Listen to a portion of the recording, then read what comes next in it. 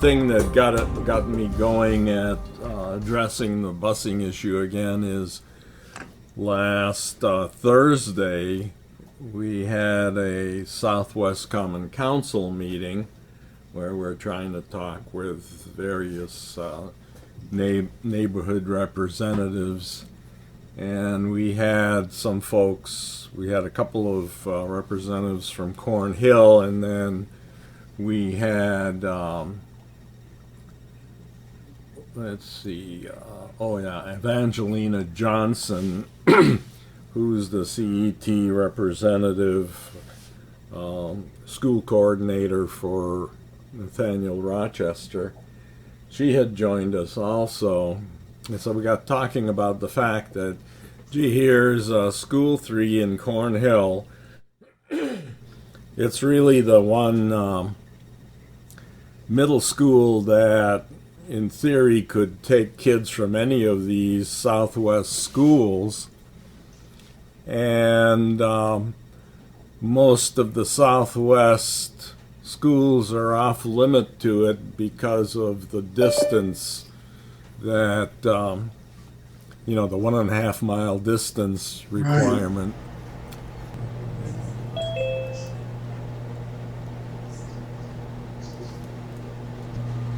So anyways, hopefully we'll get, some good discussion on some of the issues.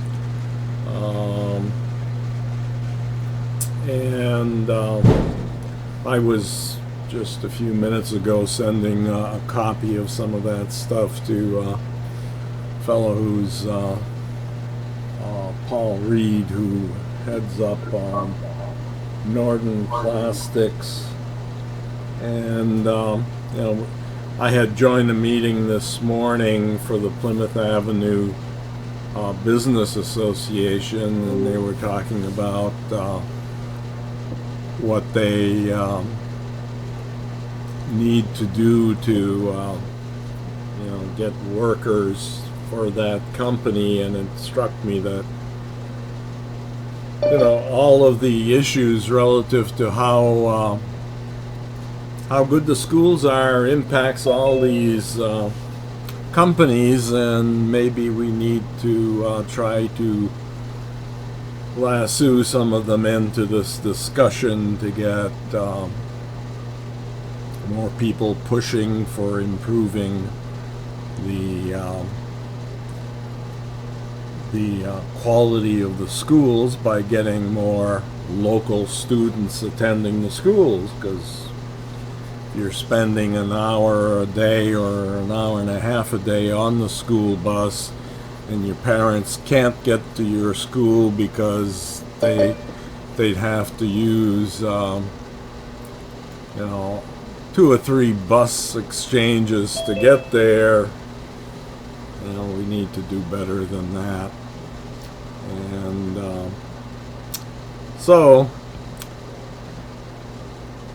Avril, how you doing? Doing well. Had some technical difficulties. Well, glad you made it. Oh. Good to see you. I have a question, please. Yes. Do you focus about specific schools or all schools in Rochester? Well, we got started. Eleanor Coleman, who was on with us here back in 2012, we found out that they were going to be closing School 16, and Eleanor put me in touch with Ralph Spezio, and to try to get some background into what's going on in the various schools. And John Lang, who is here also, was on that. We got a committee started from the Southwest Common Council. They started up their Education Committee, which had gone out of existence for several years at that point, and then later John was able to get the 19th Ward Schools Committee up and running again. because these things tend to get a life when there's a big problem in the area.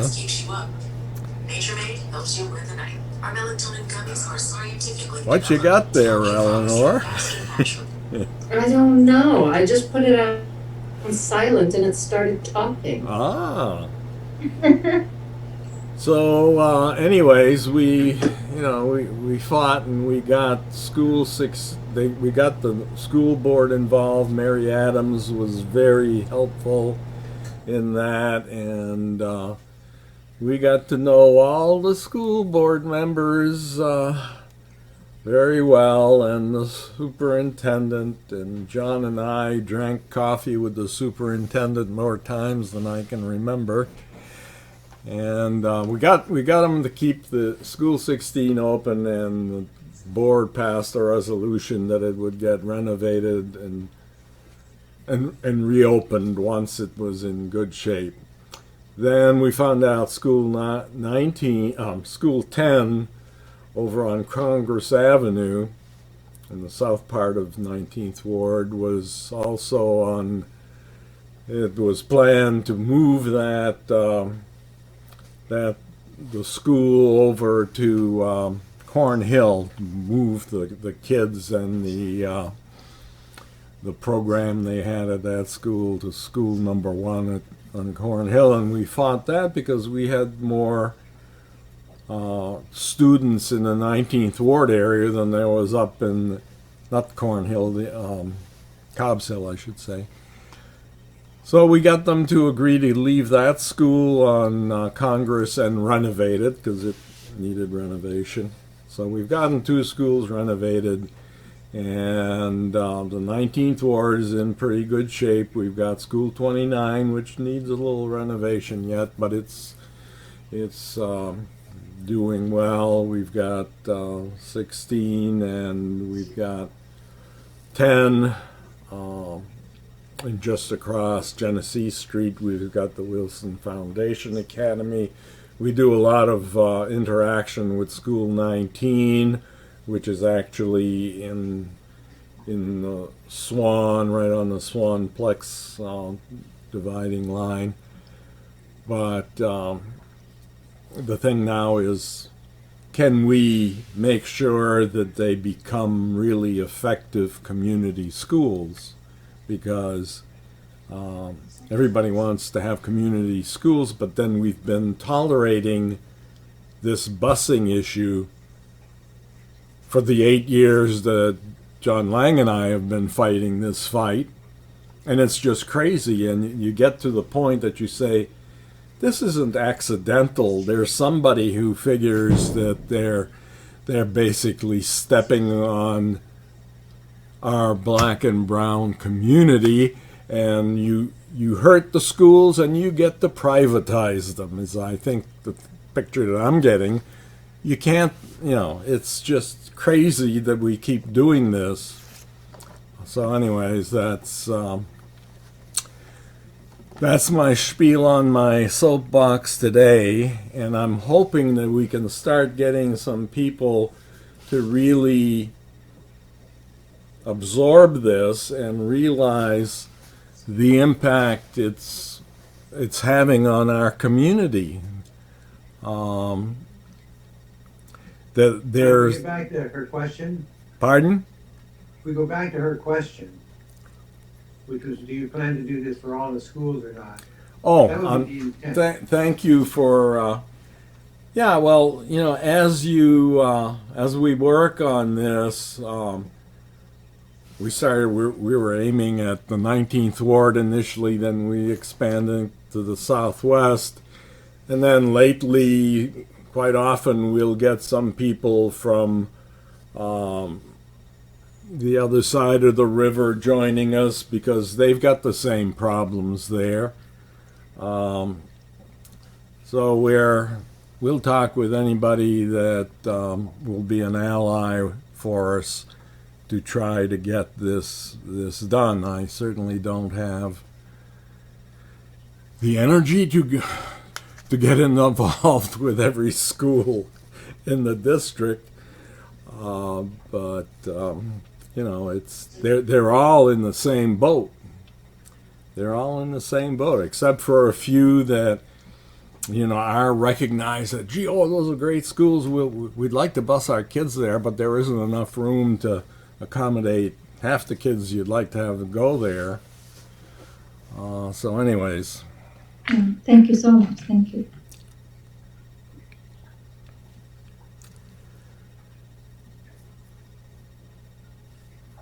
John, maybe we could do introductions. Yeah, I guess where things seem to have slowed down for...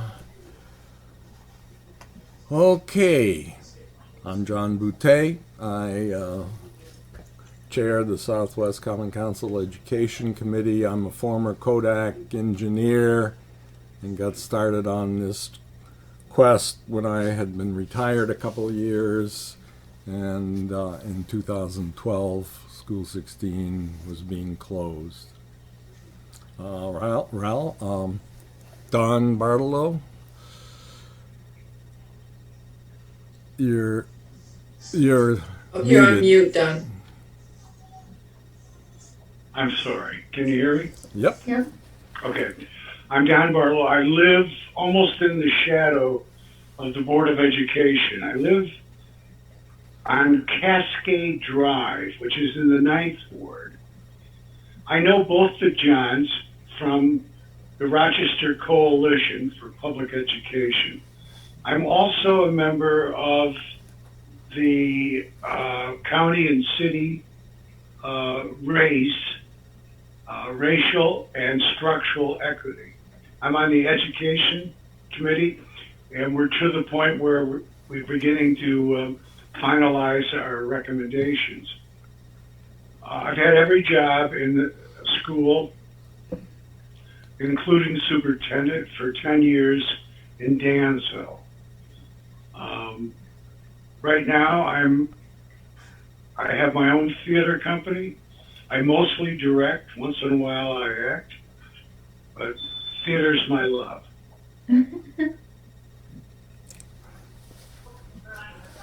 Okay, Leila. I am Leila. I am from Saudi Arabia.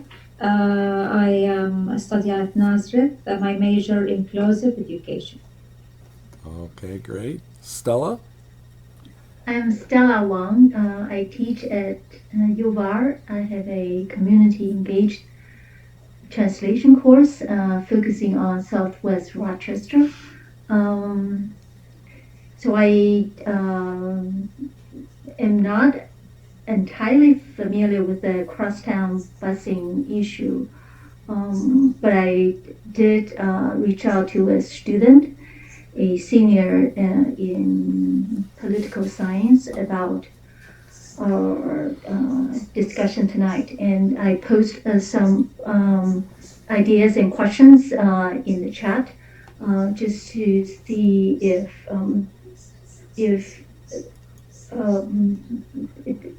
any of the ideas might be relevant. And I think the main questions my students and I have is what we need to do, what we need to have in order to identify a viable solutions to the problems.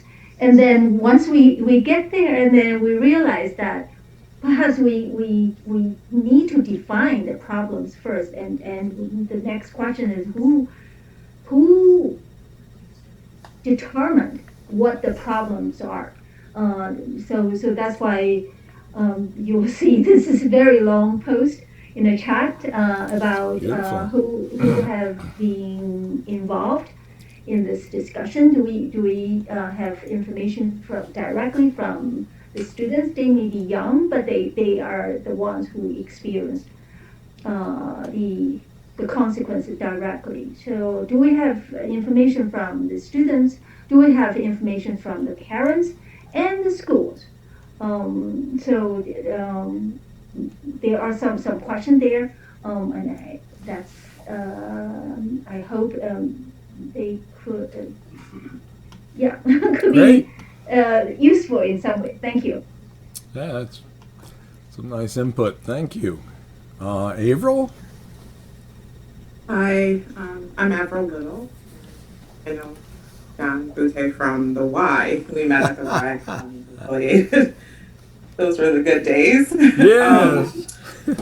Pre-COVID. I'm a 19th Ward resident. I live on Post Ave, and I also work with the Villa of Hope. I've been working with them. It's a local nonprofit for the past 10 years. I work in mental health, but I started in a truancy program, mentoring, coordinating mentoring for teens in family court, and some were younger than teen age. So this has been something that I've been interested in for a long time. And I've had classes for the past year and a half, so I haven't been as active, but I'm looking forward to getting reconnected. Great. Thank you. Nice to have you here. John? Yeah, I'm John Lang. I'm a retired SWCC executive, and I've lived in the 19th Ward for about 40 years. After my postdocing was long. The kids went to city schools, and I've been involved with school night being a lot of the things that John said. And we also did a spelling bee for grades 4 through 8. And that was pretty successful. And we were trying to figure out how to deal with this year and the challenges it brings, which are hopefully unique. So there's that going on in the background at the same time. So you'll see in minutes of meetings it said, what's the strategy for repopulating the schools? Month later, the same topic, month later, the same topic. So it's tough to deal with that. Yeah. But that's the thing. I think, Stella, when you were talking about what data do we require, this is actually a time when you can get the data, that we can determine what that is. Yeah. One of the thoughts is to map out where the students actually come from in the city. And that can be done before they're assigned to school. I think they're all assigned to school. Yeah, 2020 is the census year, so we may be able to get some census data. But I think more focused maybe surveys students and families, and schools. Maybe. What do you think, Jim? Yeah, it's we need to make sure we've gotten input from a lot of different sources. A lot of the principals that we talk to, they would like to see more local involvement with the schools, but the district funnels kids from all over into their schools, and there doesn't seem to be as much rhyme or reason to who gets assigned where. Eleanor, while we've still got you here. Okay, I'm the scribe for the Education Committee meeting. I'm with Rotary Southwest and Catholic Family Center's Youth Build program. It's a construction program, teaches youth 17 to 24 instruction, and does placement with them as well.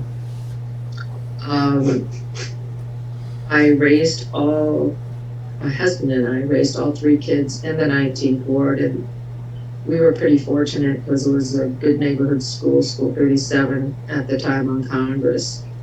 So they went there for elementary. There was a small stint at School 12, so they did a little bit of busing, but I like the idea of a neighborhood school better because I ended up taking off from work and working for the district instead as a parent liaison, and that allowed me to be with the kids more. And then they ended up going to Wilson, so they were always in neighborhood schools, and I appreciated that. Great. Thank you. So the excuse me, does anybody have any kids in the schools right now? No? Okay. Grandkids? Grandkids. I have one grandchild. My daughter lives in the home off Genesee Street. We're hoping that she buys it, or she's in the process of buying it. My grandson is actually, no hating, is going to Rochester. You're breaking up She, on us. You not broke happy. up. And moving to Rochester. Oh, sorry. My grandson goes to Rochester Prep. Mm-hmm. Okay. Yeah, we've got, one of the things that we've often complained about is we try to get more community or oriented schools and local school oriented communities, is that teachers often are not very connected to the neighborhoods in the city. They most of them went to school in the burbs, then went to college out in the burbs with other suburban kids, and then they come into the city to work, and they drive in, put in their time in the school, then hump back in the car and drive back out again, and are afraid to set foot in the city. And that's not to say that sometimes it's people can certainly read more than they care to about what's going on here and there, but on the other hand, most of us who have been city dwellers have very seldom run into problems. And so, there are times when it's really heartwarming to see some changes happen. And the principal at School 19 is now living in the Plex neighborhood nearby the school. And they've got a really good environment at the school, trying to reach out to the neighborhood. And the Flint Street Center is right next to the school. So right now, of course, everybody's doing the Zoom thing. But this gives us a little time to do some checking into who's going to the schools from where, and the fact that depending on how much longer this goes on, kids will have been basically not getting bused anywhere for to school. There may be a chance to rearrange who's going where if the city wants to do it. But the thing that keeps them from doing it is this busing issue, because if they tried, parents, we have found our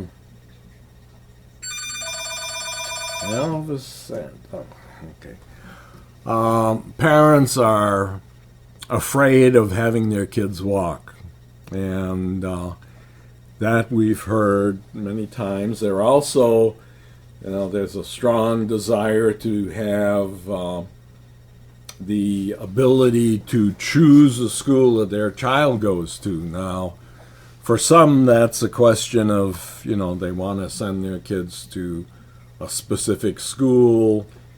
But for many, it's they want to get them on a school bus so that they feel the child is safe.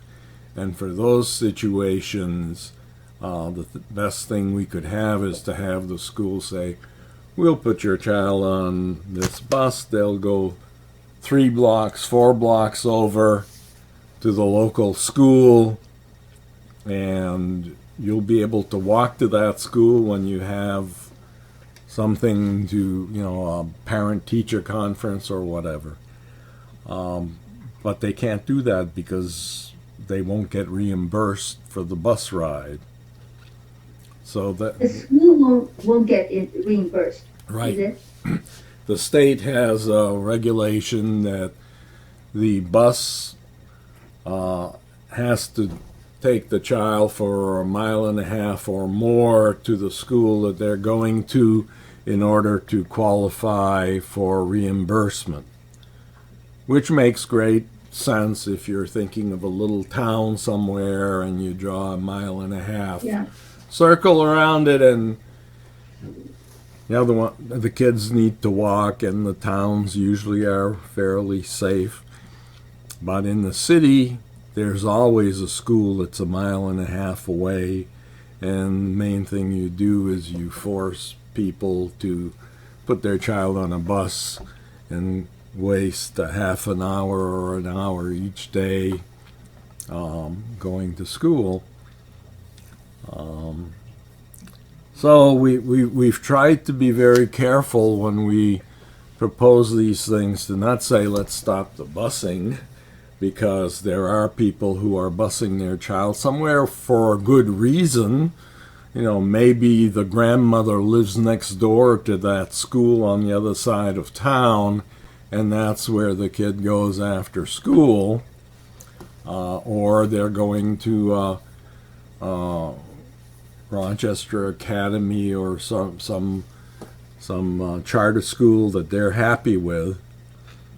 So we don't want to spook any parent that has a good reason to put their child on a bus, but it would be nice if they could do it to go to the neighborhood school and build up the community. Because like John and I, well, John was volunteering at School 16 as a tutor when all this happened, and I was kind of keyed into School 16 because my wife had volunteered there a few years earlier, and I had gotten to go over to the school and see how things were going there, and I thought it was that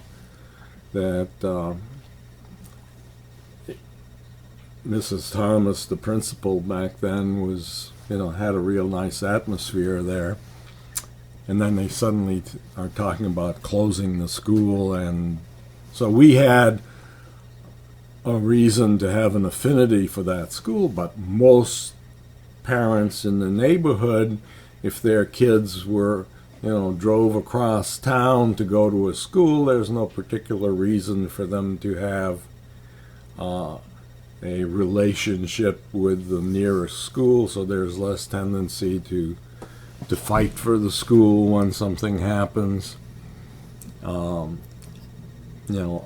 the reasons that I put down on there on my list, including having kids be able to go home from school after the day is done and play with the kids that they met at school who live just down the street from them, and having those parents get to know one another and feel, protection and affinity for the school, to go over there and read them the riot act if they're not doing things right, whether it be the kids or the teachers.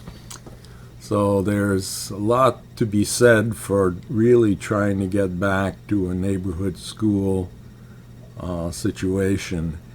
And it's proving to be a lot more of a difficulty than we'd like. I was talking with Ralph Spezio today, and he was suggesting, we should go and talk to the mayor, set up a meeting, and we should try that again. John and I remember all too well when we arranged something like that. Was that 2 years ago, John? At least. Yeah, and it was before all hell broke loose with the school budget, because she pulled out some school budget data she had and said, they've got discretionary funding in the budget for the school. They could find money somewhere if they want to do local busing. And she really didn't seem to want to get into fighting for the getting the busing regulations changed. So it's time to address this again. There's been a lot of things going on in the community that highlights the institutional racism that exists. There are things in there that, as I look at them now, when I came to Rochester in '68, I had no idea of what the history was and what was going on at that time, let alone what went on for the past 100 years. So I think the whole community has become more attuned to some of the historic institutional racism that we have to overcome, and hopefully get, there are more people who are willing to listen and get on the bandwagon to make changes really happen. John, I think we've given people, at least the new people, an idea of what we're looking for. Yeah. And it might be a thing to say, if we were going to do surveys, what would we want to get out of the surveys? That's sort of what your question was, Stella? Yeah. Long time ago. I think it would be, if we want to say, want to approach the city or the mayor again, I think it's worth asking what additional hard evidence we have, so that we can our argument can be more persuasive, more convincing, more community driven, and that's why I was asking, one, if we have any hard data from the students or from the families, people who are directly impacted by these crosstown busing regulations or 1.5 mile requirement. If we don't have any information directly from the communities, then should we consider collecting some data and then think about alternatives? I agree with John about being very careful when we advocate alternatives. For instance, crosstown busing may be exactly what some of the parents want. So we don't want to solve one problem by creating other unintended problems. But then without data, we can't.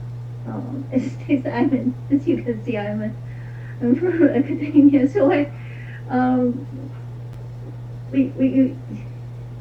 Abiel, you have been working in this field. What do you think? I just like it. My students and I had a long discussion today just through email. So that's what we thought, and I am not claiming that we know, what the new courses or the best practices should be. But Abiel, what do you think?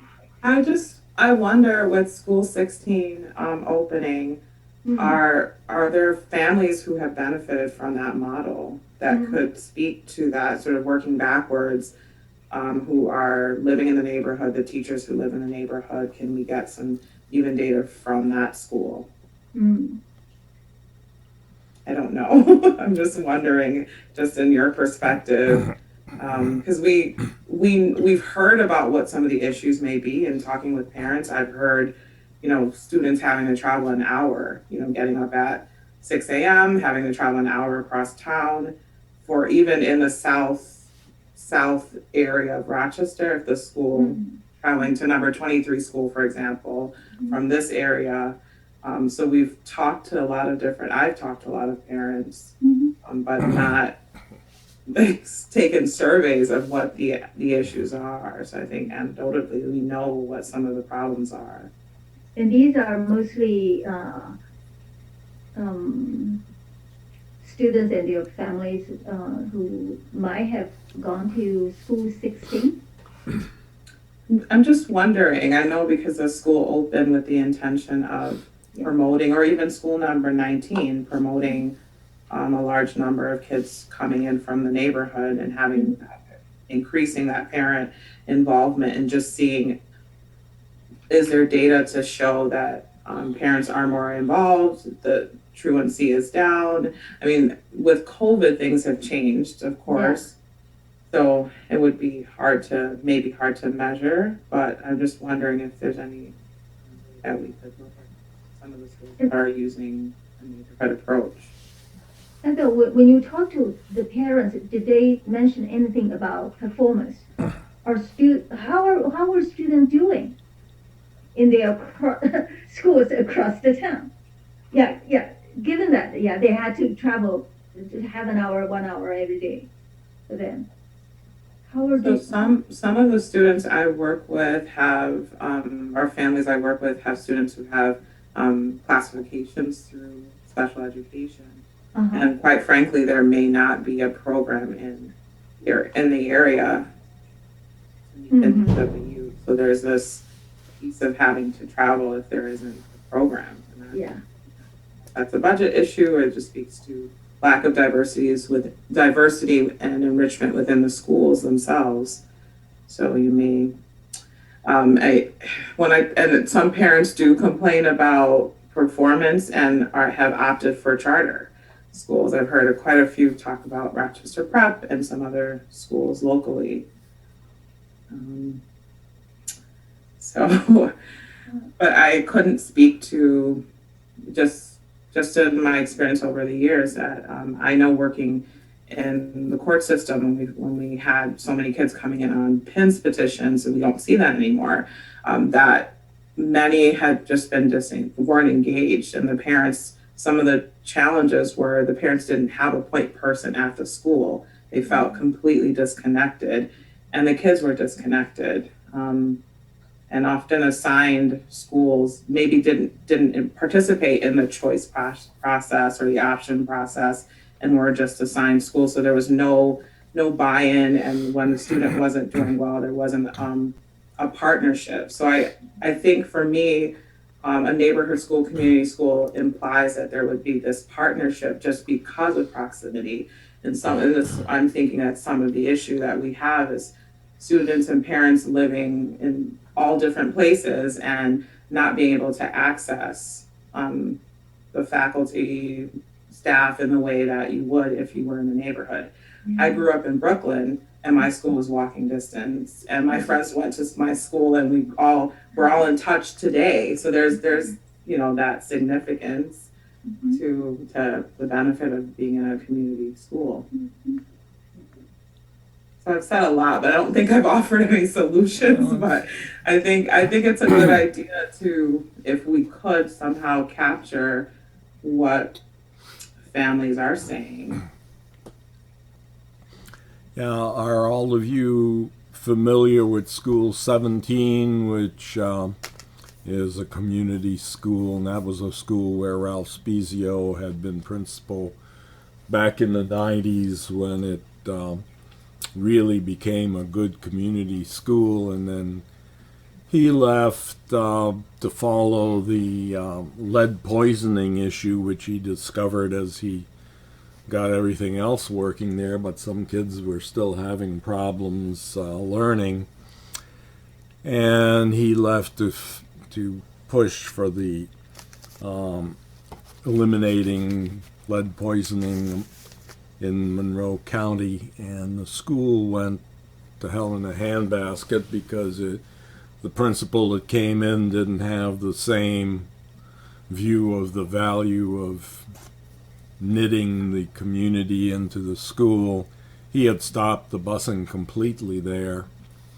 And in fact, one of the things I did early on when we were fighting for School 16 is I had talked with him a lot, and he was talking, stop the busing, and I remember repeating that to the president of the 19th Ward Community Association at the time, that we should stop the busing, and he suddenly got very less than thrilled about pushing for saving School 16, because his kids were getting bused somewhere, and the last thing you want to say to a parent who's got their child getting bused somewhere is, we should stop the busing, because, you know, that definitely gets their attention, and it took a while for us to eventually get things moving on the 19th Ward Schools Committee. So, you know, that's one of the things that we've heard a lot, I think, John, you know, when we've been talking to parents, is they want to have choice of where to go. They want to have a good school, but of course, once you start busing all the kids across town, the quality of all the schools gets hurt to some extent. And talking with the principal at School 17 now, Katerina Leone-Mannino, I believe, you know, she has gotten more local involvement in the school, but she was able to get some sort of dispensation about the busing, so she's got some local busing, but she also ended up having to really send all her teachers into the neighborhoods around the school to talk to parents and convince their parents to send their child to their local school. You know, if they were just living across the street from the school, they weren't going to get bused, but the school district agreed to help get the kids to the school if they were a few blocks over. And one of the things that the district has often done to accomplish that is to take advantage of the fact that when they have to lay out the bus routes, which must be a nightmare of a job, if they have 20 kids that they're picking up to go to School 19 and there are some extra spaces on there, they may stop or School 17, I should say. If there's extra space on the bus, they can, without having any problems from the state, stop and pick up the 5 additional kids they can pick up on that bus who live much closer to the school and bring them to the school. And I think that's the way they're getting by a lot of times, to try to get some local students involved. But what I do know is when we were working with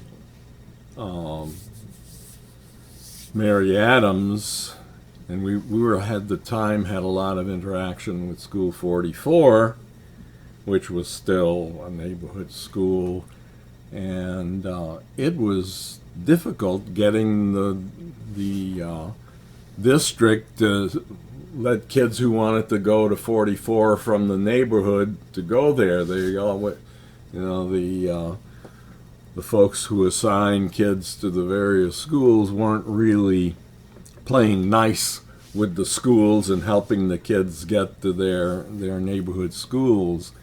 I'm not sure what all the issues are, because various silos in the school district have a life of their own, and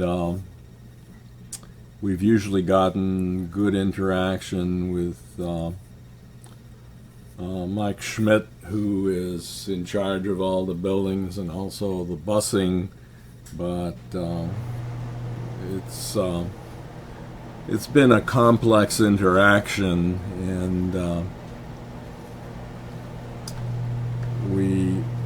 we've got some work ahead of us. I'm not sure what the best approach to take is, other than trying to get, now I'll look through your list of that you've got in the chat, Stella, and there are things that this is one of several issues that we've been involved with. In fact, working with the U of R to get students to act as tutors for some of the various schools. U of R students to act as tutors for the various schools has been something that we've talked about with the elementary schools, and some of them, especially the School 3 right now, which is a middle school. They've been trying to get anybody who's interested in being a tutor to pair up. They'll get them involved and pair them up with students that need a certain type of support, and that's something that the college students would be good at doing, I would think. John, can I ask a question? Mm-hmm. You mentioned earlier that when busing is taking students across the town all over the place, it impacts the quality of education. How does that happen? Do you have anything that I can look up, or just to link the busing regulations with the quality of education? So, yeah. I can talk from my personal experience when my son was starting kindergarten. They had an all-day kindergarten at School 19, we heard. At that time I was living up in the Kodak Park area, and we looked into it. Do we want to think about busing them there? My daughter had walked to School 7, which was in the neighborhood, and that had gone well, and she was now she was eligible for the MAP program at School 50, so we looked into, do we want to have her bus there for that? And School 19 was going to have an all-day kindergarten, and my son could have benefited from that. So we looked into having them go there via bus, and it soon became obvious to the teachers there that he'd had so many enrichment opportunities in some of the child care programs he'd been in that he was going to be bored with what they were offering in kindergarten that year. So they put him in with they offered to put him into this program they were starting, which was Spanish immersion class, and it's learning Spanish is a valuable thing in this country, and we agreed to do that. And he had Cecilia Golden, in fact, as a teacher.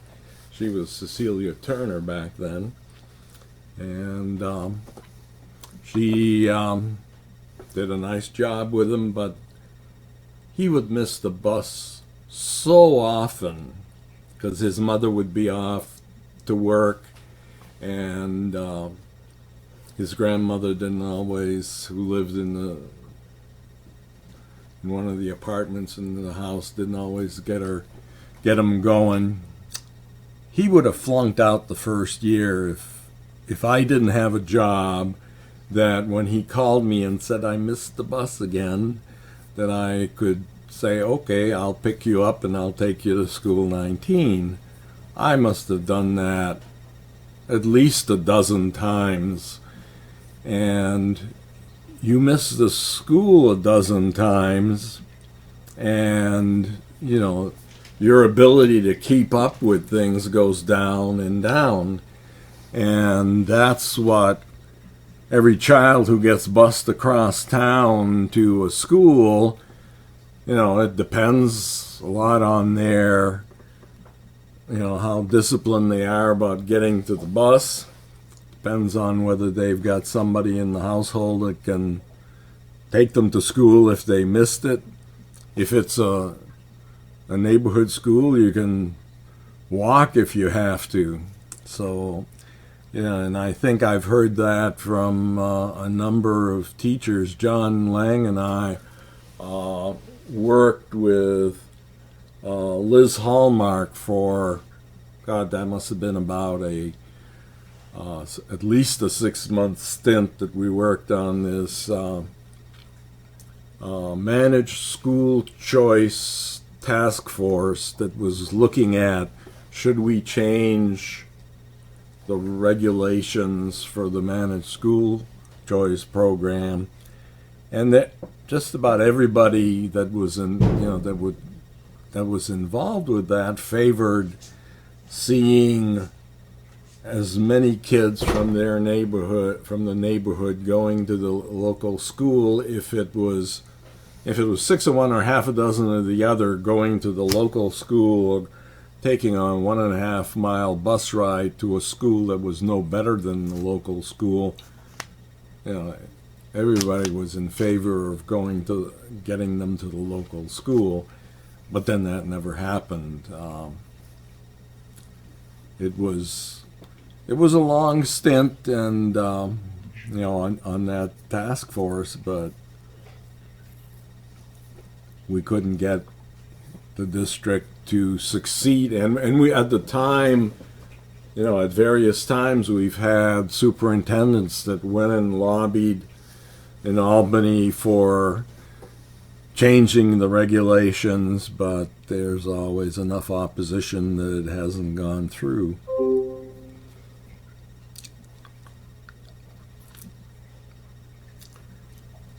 As we've been talking here, I've been sort of putting in my mind what sort of questions would we ask in a survey, and what would we want to try to find out to get from the survey, rather than anecdotal data, some actual real data. The questions like, why did you pick whatever school you're going to? Has that worked out or not worked out? And focus again on how people are making that decision. Are they just the people at the end of the line? Then all the good spots are gone. When my son was born, we put him on the waiting list for school at 58. So before he was 6 months old, he was in queue for spot at Board of Inquiry. And only got it because somebody dropped out in the summer. So there was a school that was immensely popular. Maybe still is. There's fairly, and how does that skew the data? I had a friend who had a white girl, and I think she was and they put her on as soon as she was born, and she was 35th on the list. She wasn't gonna get into that school. Whereas my child, because my husband brought my child to school and he was listed as black. Funny, my daughter, who I brought to school, was listed as white. But my son easily got in. So for white folks who are looking for that kind of an experience, that kind of enrichment, they had much less of a chance of having that happen. Which school is this? School 58, World of Inquiry, Oh, okay. over on University. Mm-hmm. By the time my kids went, because both of them went there, it was assigned that a third would be black, a third would be Hispanic, a third would be white. That held out for at least a couple of grades.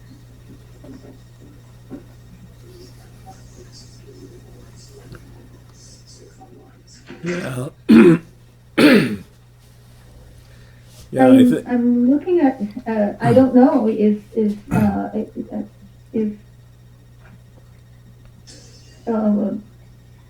we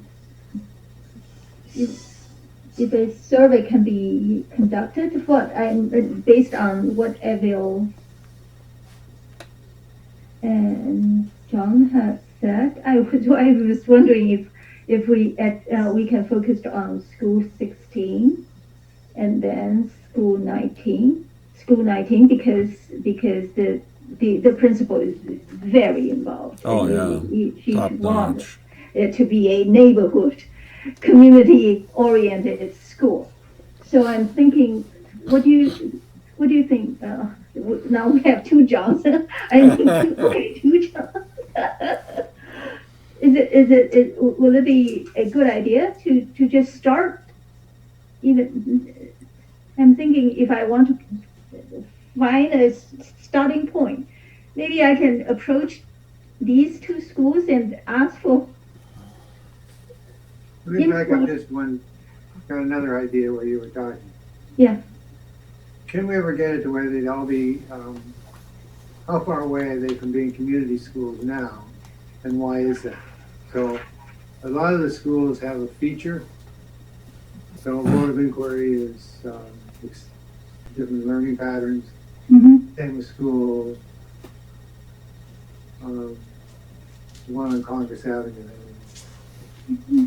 Soda, you know what that is. Other schools may have something unique to them. It says, you're going to choose this, you choose it for these reasons, and this is what you get out of it. And try to get, I think, that out of how do people make the choice? Yeah.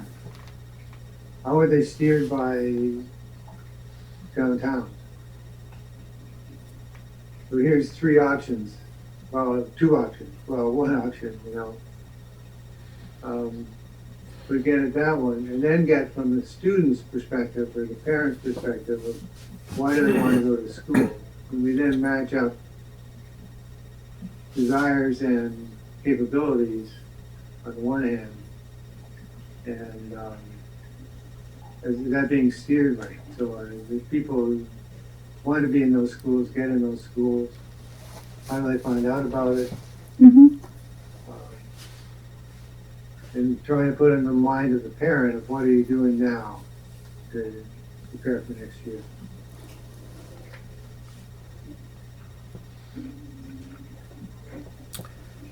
Yeah, it would probably make sense, Stella, to also sit down with Katerina over at School 17 and hear what she can offer as far as what the experiences they've had as they try to rebuild that school into a community school. It's also, I think, helpful for us to make sure we have input from that school, because that's one of the schools that the mayor has been pointing to as, you know, the shining beacon on the hill that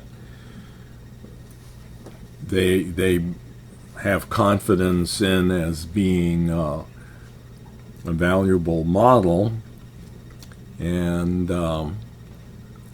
you know, the situation we have with School 19, where we have this really energetic principal, and School 17, same thing there. She walks on water as far as I'm concerned.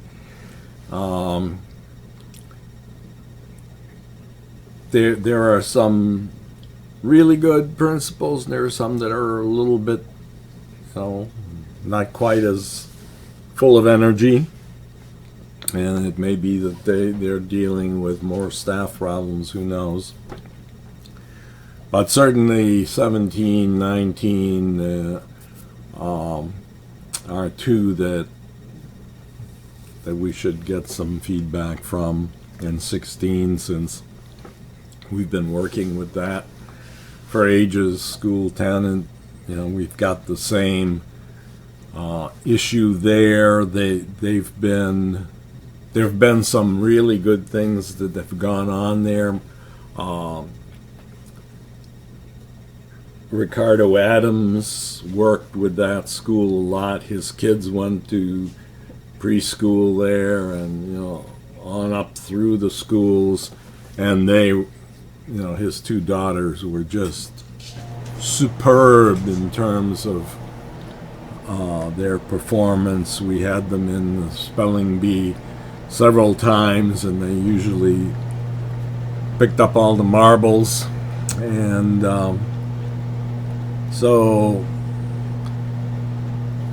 to point to one thing, I remember at one Zoom meeting that Ricardo was at, I said something about trying to get more kids going to their local school, and that wasn't his local school, because he was up halfway between school 44 and school 16, and he was taking his kids down to school 10. And anytime a parent gets a feeling that you're talking about limiting their going to wherever they want, boy, they can, things come to a stop like you wouldn't believe if they think that they're being told they can't send their kid to some place. So it's something that we have to do carefully, and make sure that they understand that we're trying to increase the good choices they have, rather than in any way limiting the choices they have.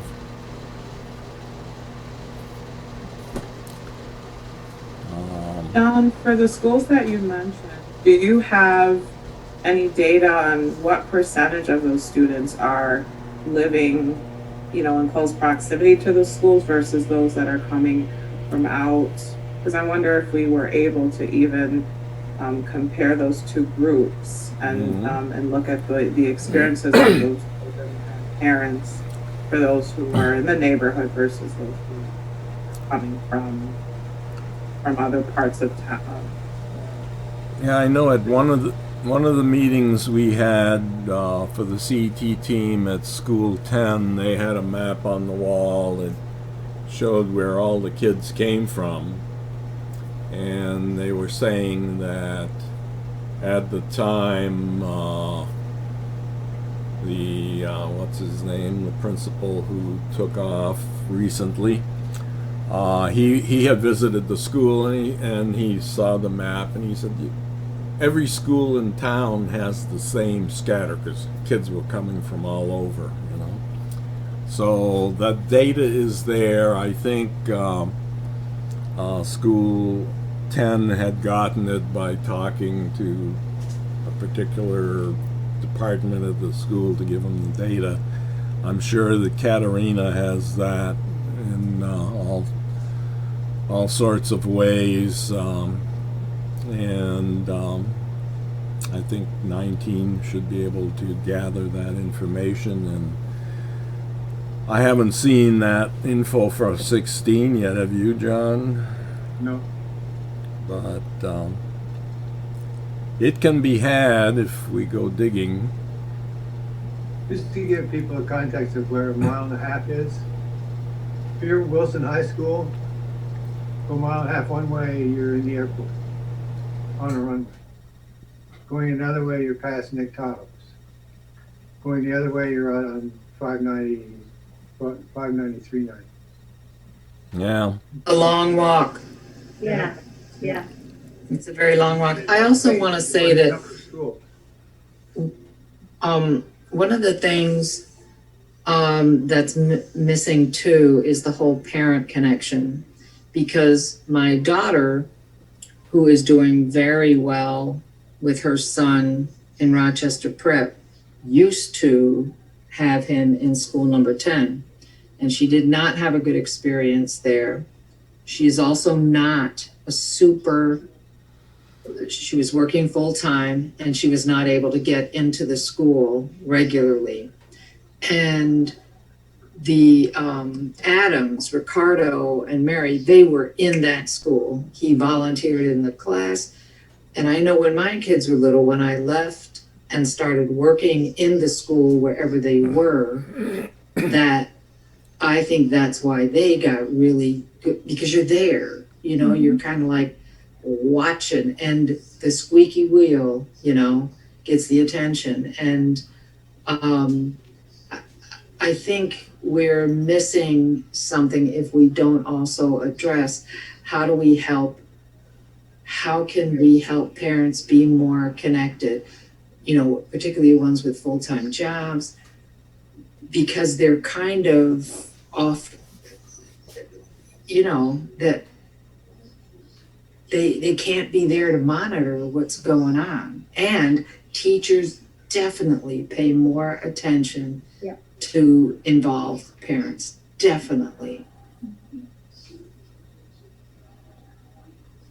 I agree, and I think that becomes compounded by issues of poverty. So when you think about why parents could not be involved, so transportation. So we know that if a school is 2 miles away or across town, a parent who is working and it doesn't have transportation will not be able to make it during school hours for a meeting. So it just makes sense, right? Yeah. Because if this would be like a protective factor for students living in the Southwest. If they could attend their neighborhood school, that would kind of bolster that parent involvement.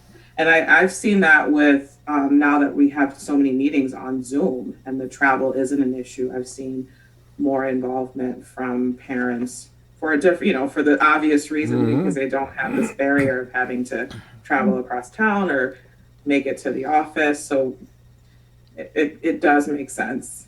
Yeah, and my daughter lives in the neighborhood. She lives where I lived when I was walking the kids to school. So it's all, but she's a single mom. So it's also, and she's also a very, it's almost like social anxiety stuff.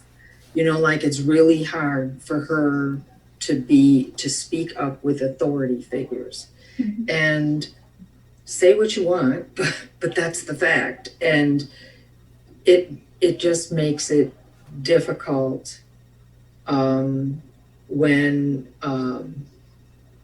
something like that isn't taken into consideration, that it's not an unwilling parent. It's not, you know, she's working full time. And when he started going to Rochester Prep, he actually could walk there because it was over on Brooks. And we found some safe houses, and he walked further than school 10 and has had a good experience there.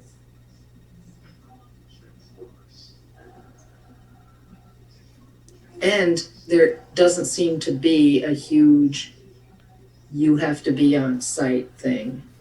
There's other ways of getting the parents involved, and that's why, like you said, Avril, the Zoom is showing us Eric Stevens from Community Common Ground is saying that he's having lots of success with Zoom and parents, and they're finally feeling like they can be involved without having to, you know, I mean, you can be involved without having to worry about the younger kid or the, you know, I don't think we're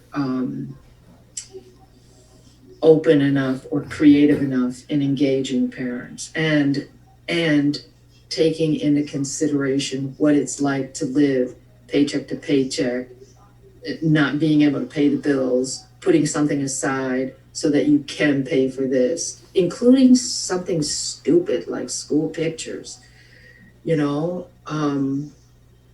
Okay, maybe that's stupid to me and not stupid to others, but but it's an expense. And I remember even in a 2-parent household, that was hard for us. It was You know? I Yeah. parents, as the parents, the school pictures were expensive.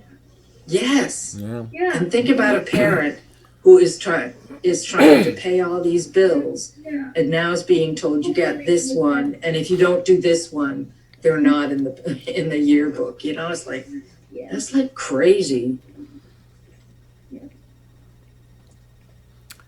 Yeah, this morning I definitely got to appreciate Zoom because I'm a night owl, so I'll be up till 2 or 3 in the morning, and then 9 o'clock comes awfully early. And there was a South Plymouth Avenue Business Association meeting that I would kind of like to have gone to just to see who was there and not. And as it turned out, I met some interesting people. But I was in bed looking at the clock, and it's 5 minutes to 9, and finally I said, I've got to do this. I'm awake. I have no excuse. And I was down and at the computer and talking with people in 3-4 minutes. Now, I may not have looked quite as fresh as I should have, but As long as you remember where your pants are. yeah. Yeah, it's it really gives us some new freedoms and ways to try to get people involved, and we're not going to go back to where we were before COVID on things like Zoom. It's just given us so many more options, and hopefully it'll give us enough options to finally get this monumental requirement of getting rid of the 1.5 mile school requirement, get rid of it from what the state is doing. So, if we're at 7:14 of our, so an hour and a quarter into our 1 hour meeting, but I guess we should, if we can, Stella, if you can touch base with Katerina at 17 and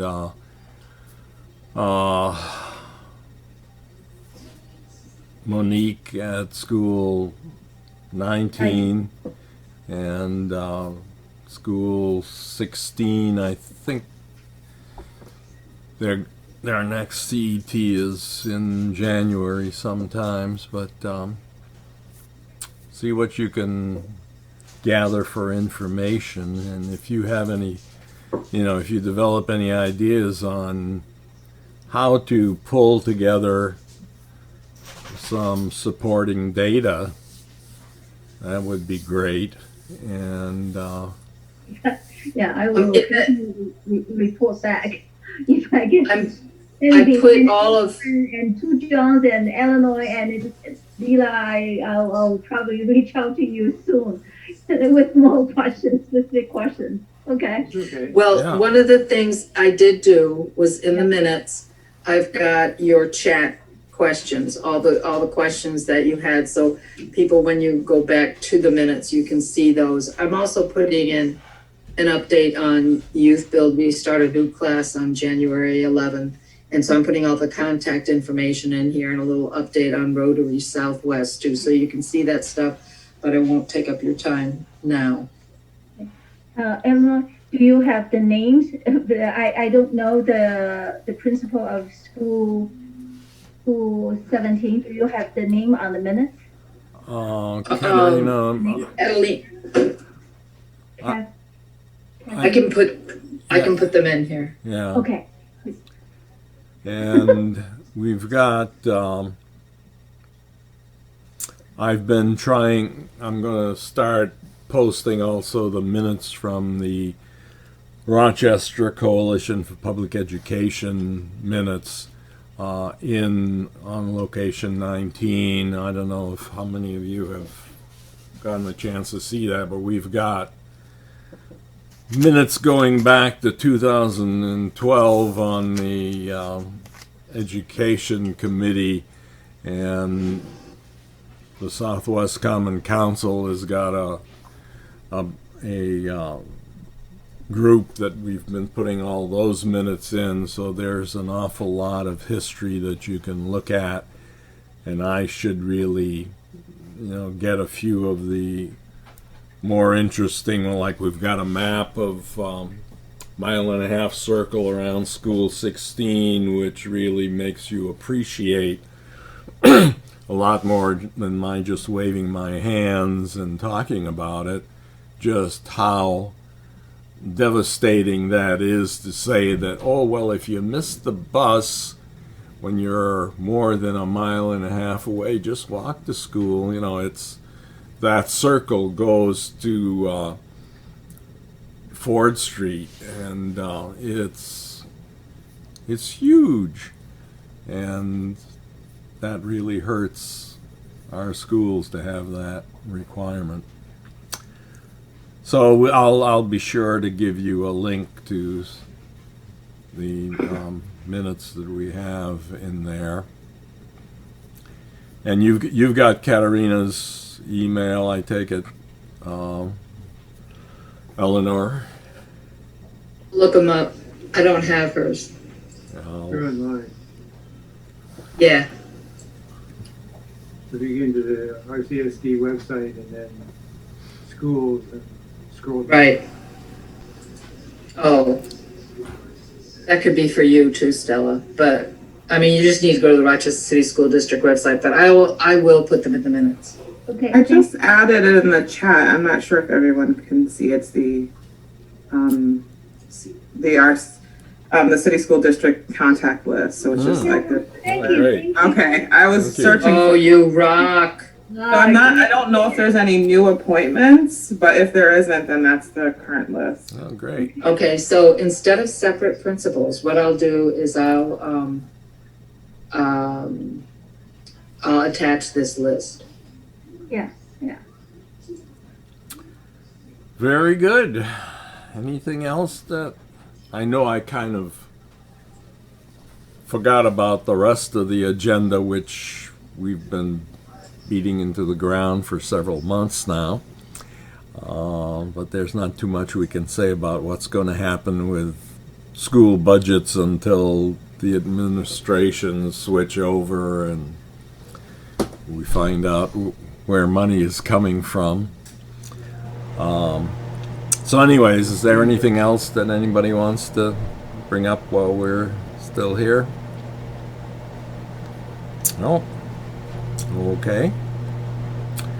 Well, we'll post the minutes and have a great Christmas or holiday, and we'll the next meeting is going to be your schools committee meeting, John. Yeah, which I think is, as long as everything goes back to the book. Yeah, we'll post things anyways.